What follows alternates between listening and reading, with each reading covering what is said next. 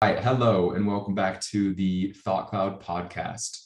Our goal of this conversation is to uncover a hidden gem that can inspire others along their academic journey. Our guest today is Brandon Chan. Brandon is a senior at UC Berkeley studying economics and data science. He has always had a passion for entrepreneurship and the startup world. He's worked in startups. He is currently an employee at Zoom. He was the co-president of entrepreneurs at Berkeley last semester, and he now serves on a council to facilitate entrepreneur clubs on campus. So, Brennan, we're really excited to hear about your path into entrepreneurship, your path into your future, and everything that you've been able to do to lead up to now. So, thank you so much for coming on and joining us. Yeah, thank you so much, Oliver, for the invite. I'm glad to be here on the podcast and talk about a little bit about my experience and how kind of I got into my position of entrepreneurship and at Zoom. So yeah, glad to be here and talk to your audience about myself a little bit. 100%. Well, the first question is, how did you decide to study at UC Berkeley? What was that decision like for you? Yeah, so funny story. It was a really easy decision actually. And here I'll tell you a little bit about why. So college decision process kind of was going into it. I was like big into UC schools, especially just because of the cost. From the Bay Area. And so thinking about like going to like a private school or like any other school on like the East Coast is like mad expensive, right? For example, if you go to UC and you're from California, it's about 30K. And then if you go to a school on the East Coast, maybe it's going to be like 60 to 70K. So cost is a really big thing. And so mainly I was like looking into like UCs and those kind of schools. And so when I was applying, kind of what I was faced with the decision was between UC Davis and UC Berkeley, which is quite odd if you think about it, right? In terms of rankings, you have like UC Berkeley, UCLA, and then like UCSD, like UC Irvine. Like I got rejected from like UCLA, UC San Diego, and UC Irvine, which like makes like complete no sense, right? Because I got into Berkeley, and so kind of Berkeley and Davis, kind of like the decision making between those two is that like I was really coming from a background of entrepreneurship. And so that was like kind of the main thing that I was doing in high school.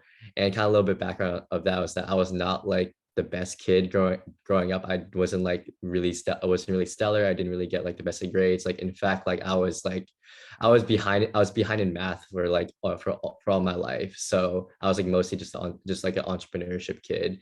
And so kind of Berkeley kind of gave that little bit of entrepreneurship spirit, like that they're pretty known for it, and they have a lot of great entrepreneurship support there. So really initially drawn to that, and also just like Berkeley's is a really nice city, and really enjoyed my visit to the campus there. So didn't really had to think too hard about it. It wasn't really like a really hard decision process. It was just that like what the best of what was given to me pretty much. Right. Right. No, that's awesome. I think the way that the chips fell in your favor there is huge. And it's funny, you always hear the rankings go back and forth. My brother was at UCLA when I was a freshman, he was a senior, Mhm. and we'd always joke with each other about who's going to the better school, this and that. And so that's Yeah. awesome though that worked out for you. And you decided to study econ and data science there. So what made you do this? Yeah, of course, of course. I'd love to be able to get into that. And so this kind of story is again going back to like my entrepreneurship background, right? And so when you think about kind of like a major that could really pair well with with a passion for entrepreneurship, really thinking about like maybe like business or econ, right? I mean, Berkeley doesn't have an entrepreneurship major or minor, right? So there's like no kind of really direct option there.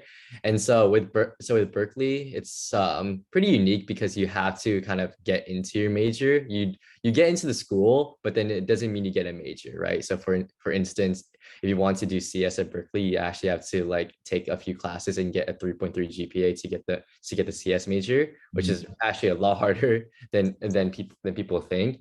And then for business in particular, you actually have to apply to Haas, which is like the business school, and get in. And kind of the acceptance rate for that's about 33%.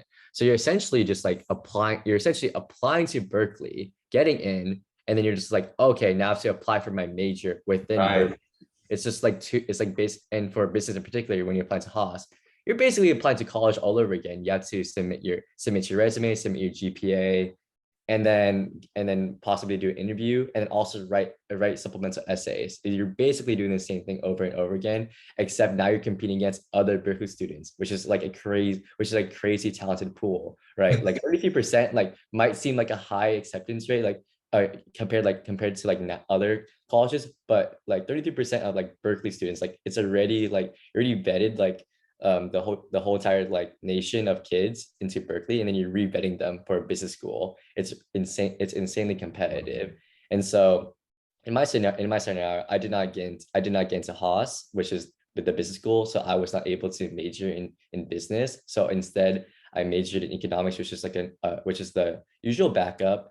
And so that's not even easy to get into either. Like to get the econ major, to get a 3.0 GPA as well too. Everything at Wow. Berkeley is just is competitive to be able to get into. That's like a Wow. short little tangent about that. But then kind of like how I kind of got into data science a little bit was that like there's like this intro class called Data 8. And so everybody pretty much takes it, and a lot of my friends recommended it. And so I got a little bit of a kind of a short intro to data science, the major. And I ultimately got like really interested in data science and kind of like combinations with econ. Like though econ and data science pair really well with each other, because econ in itself is it's a really analytical framework nowadays. Like people might think like, oh, econ is just like supply and demand. You're just like thinking about like what will happen to the economy. Like people will be like, okay, there's a recession happening right now. You're econ major, right? You know what's going on. You know what's gonna happen, right? But no, it's like econ's more so. It's more so like looking at analytics. That's Yeah. more so what it is, analyzing trends and looking at data, right? Which is essentially just like kind of pair of data science, right? And so there's a lot of like other like really interesting concepts that could go into. And kind of with entrepreneurship in particular, it's also like is really like also a growing analytical field as well too, because when you're looking at like different problems that you want to solve with different ventures, you have to have analytical, yet be analytical, yet to be able to look at analyze trends.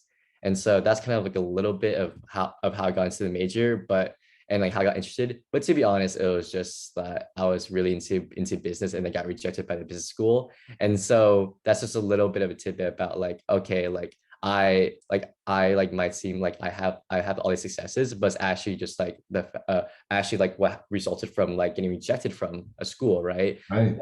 There's course out there that like that you could face rejection right now, but it's actually just a setup for something greater later on. So that's something to remember from this little story, because my major is just essentially the product of me getting rejected from a business school. I love that. No, that's great advice. And I think so many can benefit from it because it's not going to make or break you. And you said it perfectly. It's a perfect setup for you to have another opportunity that's got more for you. So, with that, you've been able to kind of dig into the campus and be involved as an entrepreneur. So, talk about your involvement in entrepreneurs at Berkeley and what this has evolved into now for you. Yeah, I would love to be able to talk about entrepreneurship at Berkeley. And so so with this club, like I come from again, like this entrepreneurship background keeps on coming back up again. But when you're like thinking about clubs, you're thinking about like what you're passionate about, right? And so literally it's quite in the name, entrepreneurs at Berkeley. And with this club, like it was in a really good position, because it kind of caters towards the people that like are just wanting to be able to get into entrepreneurship, right? Because actually with how like entrepreneurs at Berkeley works is that you are able to just come into the club, and you don't even need to have your own startup idea. You can just come in being like, hey, I'm really interested in entrepreneurship. I really want to try it out, right? And then the club will take you in, and then we'll teach you like how to be able to come up with a startup idea. It'll give you a team, and then it'll teach you how to come up with like a business model canvas. It'll teach you how to be able to pitch your product and whatnot, right? It's just an overall really great introduction. And so I kind of got sucked into kind of like that theme of being able to just like really try to introduce people into entrepreneurship. And so kind of personally, like what the club like did for me was to help me develop a network and to be able to do a little bit of professional development. And so that's kind of what I would say, that like joining like any sort of club on campus is really important because of that network, more so than anything. Being around like-minded people that like have similar passions to you, number one thing. I think that's ultimately like the biggest kind of value proposition of a club. Like it's not really about that clout or anything. It's just being able to like work alongside people that like that share passion, and they get to work on like projects together and whatnot, learn from each other, right? Like I learn like, because inherently like entrepreneurship is a really collaborative kind of field, right? Like most of the ideas that I've gotten for like my startups like just are a product of being able to talk to people and collaborate with people in different spaces and whatnot, right? And Right. so with this club, kind of what kind of like I was able to like really be able to like move up to kind of the present position because of just being present and being super willing to be able to contribute and put time in. Usually put for clubs, you usually be able to put in time in and also really network, really get to know people, right? Because ultimately the people that are going to help be able to like get you into higher positions in a club or any sort of company is people, right? Like organizations are just groups of people, and you need to get people to and you get people to like you, and that and so so networking is quite literally that. And so when you do it, and so the little tidbit about like networking is that like you just need to be able to like figure out like what people are passionate about, what people like to talk about, right? If you get somebody to like go on a long tangent about what they really enjoy, like what they enjoy working on, what they're passionate about, then you're off to a good start, right? Because then they feel like open and comfortable talking to you, and then they're gonna enjoy the experience speaking to you. And so that's kind of like what I've seen with networking. I could get a little bit more in detail with that. And so that's what the club really taught me. And then I could go also a little bit more into what I do personally for the club, and like how like I'm trying to position, and how I like and how like I personally kind of position the club. Yeah. In terms Let's of talk about that. How do you personally position the club? how like okay, so essentially like with the entrepreneurship ecosystem, right? This also like ties into my role as like a leader entrepreneurship ecosystem. Like I'm on a council of entrepreneurship leaders on campus, and so I really wanted to position entrepreneurs at Berkeley in the kind of like the really top of the funnel. And so when you can think about like the entrepreneur ecosystem as a funnel, because essentially what entrepreneurs go through really like pretty standard cycle. Like you first need to come up with the idea, they need to find a team, they need to be able to build a business model canvas, then you need to go out and pitch your startup, and then you need to be able to find mentors and find more resources, and then you need to be able to raise money, and then you need to build your product, like actually build a product and get the first initial customers, right? And so you can kind of break those down all into a funnel, right? And so I wanted entrepreneurs at Berkeley to be at the very top of the funnel, for the people who are just trying to be able to get into entrepreneurship, that might have an idea or don't have an idea, right? And then we could kind of cater to them, and then bring and move them through the first step of the funnel, which is to be able to come with to create a business model canvas and to be able to pitch their products, right? Or pitch their startup, right? That's like the group, that's the people that we want to cater to, right? And so kind of the reason why that I created this entrepreneurship council, right, is to be able to create to be able to unify the funnel, right? Because kind of the purpose about a club, I think, is to be able to really specialize in these different funnels. So a really good example is like Berkeley Venture Capital, right? I have a lot of great friends at Berkeley Venture Capital, and they do a lot of amazing work. I love them to death. What their position in the funnel is funding, right? They have a partnership with Courtyard Ventures, which is a VC firm on campus, and so they're like, what their job is to be able to go find startups and to be able to get them funding, like get them like write them like checks of about like 20K to 30K, right? And so once you know it, my club generates startups, right? Because we take those people that's from the top of the funnel, and by the time they finish going through our club, they would have created a startup, right? And once they're at that position, they're looking for funding. Right. Well, Berkeley Venture Capital provides them funding, right? So that's a really good case example, right? And so what my role was my job and my vision is to be able to, bring together all these like entrepreneurship clubs on campus, bring together all these different organizations, and really just try to unify this funnel, right? So there's a really streamlined like direction for entrepreneurs to go, right? For every step, for every single step of the funnel, when they need funding, when they need mentors, and then when they need to accelerate the startup, right? The point is counts is that like we have all the leaders of all the different points of the funnels, and so it's really just like, okay, like you just make a phone call. It's like, hey, like I had this startup in my org. Let me bring him to your organization, right? Let me refer the startup to your organization, because I know you all will have the resources to take them to the next step, right? Right. And so that's ultimately like what I believe is like my dream and my vision, right? Because for college, right? At least for me, the reason why I want to go to college, and the kind of like my motivation now, is to make an impact on people, right? Like, because I'm all about legacy, right? Because that's what I think about like a lot. And so I think that like if I poured my time towards grades, right? Like I could maybe like get like really good grades, get like all A's, have a really high GPA, right? People won't remember that. Having a high GPA will not affect people. It will not change people's lives. It might change mine like a little bit, right? But ultimately, like who's gonna get better? Like who's gonna get better from me having a high GPA? So I just don't think that's worth like me pour my time into, right? Right. But this kind of vision, I believe, is worth pouring my time into, because it can leave a legacy, right? Like what if I'm actually able to like create this kind of unified like system to be able to kind of streamline this funnel for entrepreneurship, right? Totally. Imagine if like I was able to like complete this, and so people that like who are just interested in entrepreneurship can like be able to like seamlessly go through the funnel, through this network, and to be able to create a startup that could really impact the world, Wow. right?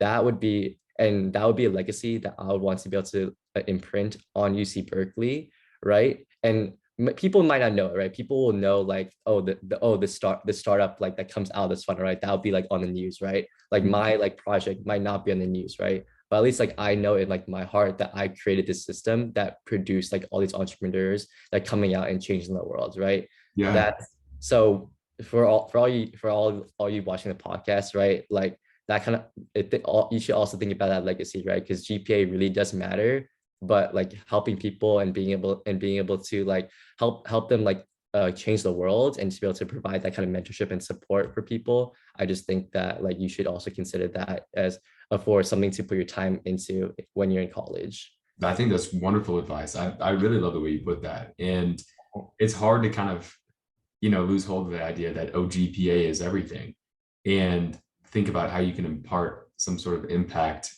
sooner. And I think it's wonderful that you've been able to do that. And gosh, it is a huge undertaking. And, to have that vision and to emphasize so much on the idea of legacy, I commend you for that. And I think everyone listening should really, consider what their legacy is. I think that that's a great thing to keep in mind in all places that you are. So I love that. I love that. Well, after this last year for you, and we're cheering you on, we're hoping that you're able to get this whole funnel set up. What do you hope for? What do you hope for afterwards? Do you want to go into the startup world? Do you want to go into continue with Zoom like you're at Zoom right now? How do you plan to navigate the waters?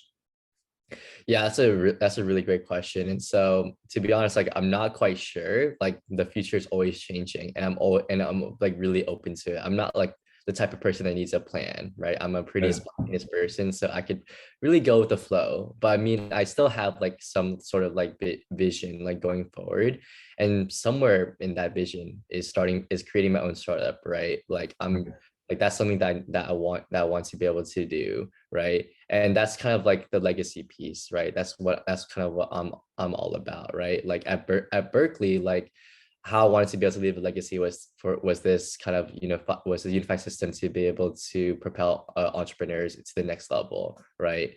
But in the real world, like it's a little bit harder to be able to like create that kind of system, right? Because the world Right. is so big. Like maybe what you could do is create a VC firm to be able to help people, right? Help invest into people, right? That's something.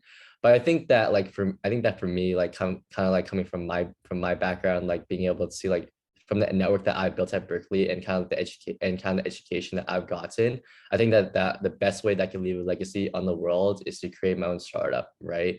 And I just think that like creating a startup is just also like the best way to leave an impact on the world, right? Like imagine like being able to like imagine being able to, as I say that like your like startup has like positive impacts of like people's lives, Right. right? And like actually be able to like do that concretely. And I'm talking a little bit too high level, so I go a little bit more in particular, but like definitely like more so like societal issues, right? Like that's kind of like my like kind of area that I want to be able to target. And I'm not sure if any of y'all have heard about the SDG goals. It's like set up by the United Nations. There's like a set of like a set of goals that like pertain to like societal issues, like being able to like provide people enough water, being able to provide enough people like enough like food, being able to provide people housing, right? Those are like real issues that a lot of people face today across the globe, right? And it's kind of like a benchmark for like social entrepreneurs. And so that's kind of a new definition I'm bringing up, but it's kind of what I consider myself to be. A Yeah. social entrepreneur is someone who like built like is trying to build a venture or like a startup that its primary goal is to be able to solve a social issue, Yeah. right? Like that's its primary goal, but like it can generate revenue from it, right? And that's kind of what I want to be able to do, right? I don't really have any ideas right now, but that's something that I want to do in the future. And kind of like where that kind of lines up in like my plan is that like for once I graduate college, I'm going to like work like a few years in corporate, maybe like 5 years. Like that's pretty flexible because I want to be able to get a little bit of industry experience, get a little bit of experience like working like in some tech companies, and also be able to provide like a stable foundation. Right. One thing about startups is that they're insanely risky, and so if you go if so I believe that if you go at it straight at the bat and you fail, you could fail pretty hard. And that could like be really detrimental. And so if you have a few years of corporate to be able to, like get like pretty good financial foundation and then go to startups, like I think that's the best move, right? And so after like some years of corporate, I want to be able to like go on that like startup journey of being able to become a social entrepreneur and create like a venture that can really impact and be able to solve societal issues. And so that's also like I wasn't really mentioned, but I also do that a little bit on campus too. I work at the Blum Center for Developing Economies, and so essentially like what I do is that like I help run this kind of competition called Big Ideas. And what we do is we fund social entrepreneurs. That's Cool. quite literally what we do. We write like 20K checks to these social entrepreneurs who are like out here like going off to like third world countries and really Wow. positively impacting their lives, right? And Wow. like one of these ideas that we quite literally just like invested like about like 15-20K in, right, was that if you look at like countries like Thailand or like India, right? Like or like countries in like Africa, like Nigeria, like one of the main issues that they have is like energy. Energy is really freaking expensive. Like in the US, like we take that for granted, right? Like energy comes really easy to us, but like energy in like third world countries is really hard to come through. Like a lot of people still rely on like fire, right, to be able to cook their own food, Wow. right? Yeah. And going back to the SDG goal, right? That's one of the SDG goals that like that the United Nations just set out is energy, being able to provide a plentiful amount of energy to the entire world so that they could, so that they can maybe like have access to like laptops, right? Because education is really big, and being able to have energy to be able to power your laptop means that you could have access to information that from the whole entire world, right?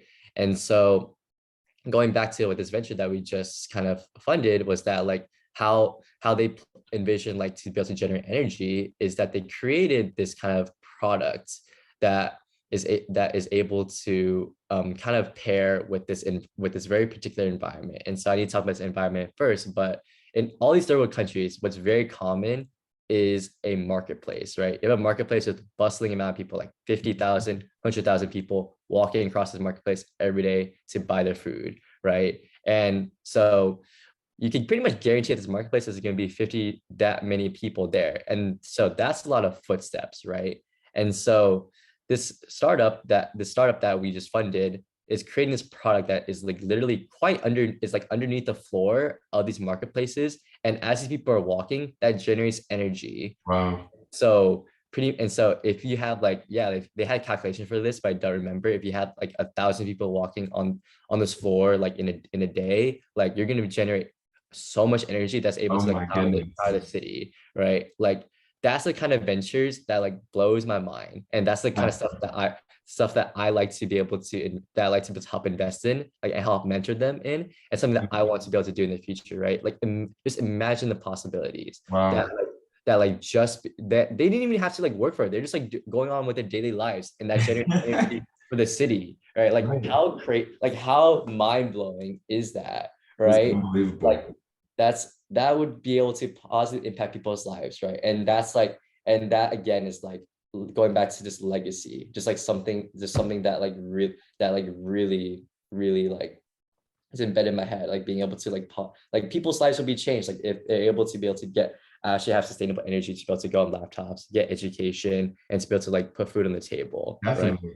Yeah, Like no, that's 100%. That's awesome. I think the whole idea of social entrepreneurs, something that, the way you're describing it, it just has so much potential. And, finding something that can really click, that would be an unbelievable path. But I really like your direction. I like the idea. Get a little experience here, then go and dig into it, full force a little bit down the road and, see exactly what idea is going to click most for you. And I think, I know you're going to make a huge impact with whatever you decide to do. Mhm. It's you can hear the passion in your voice. So we're going to take a quick little break and we're going to jump right back into this. How does that sound? Yeah, that sounds good. Yeah. All right. So we are back. We were just talking with Brandon about the legacy that he hopes to leave on UC Berkeley's campus, the legacy that he hopes to leave in the world by, ultimately creating some sort of social venture that can impact millions. So, Brendan, I'd love to hear your perspective. I think it's been wonderful to hear more about you. And we're going to close it out now with a rapid fire round. So, the first question for you is, what is the most stressful part of being a student day in and day out?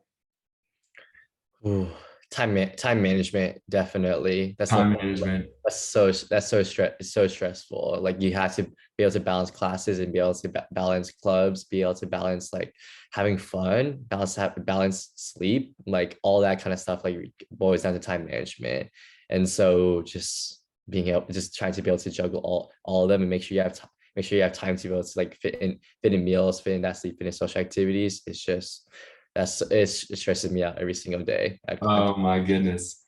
Uh-huh. Okay, next question. What is the most meaningful way for students to help each other?